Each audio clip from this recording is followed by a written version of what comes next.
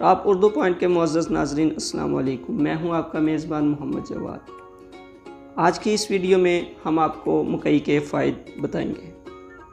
मकई सर्द खुश्क, हाई ब्लड प्रेशर, कल्ब की कमज़ोरी, खून के इंजमाद यानी क्लास्ट को तहलील करने और दायमी कब्ज़ को तोड़ने में नाफ़े है। इससे गुर्दे और मसाने की तेज़ाबियत कम होती है। तमाम गलों की निस्बत इसमें रोगन ज़्यादा पाया जाता है।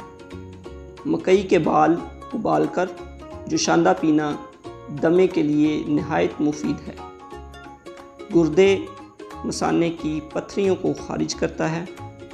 देहात में अक्सर लोग मकई की रोटी राई या सरसों के साग के साथ मिलाकर खाते हैं, जिससे कब्ज़ और नफ़्ख की बीमारी नहीं होती। मकई के दाने कॉर्न पॉप के नाम से बिकते हैं, जिन्हें नमक और मसाले लगाकर लजीज बनाया जाता है।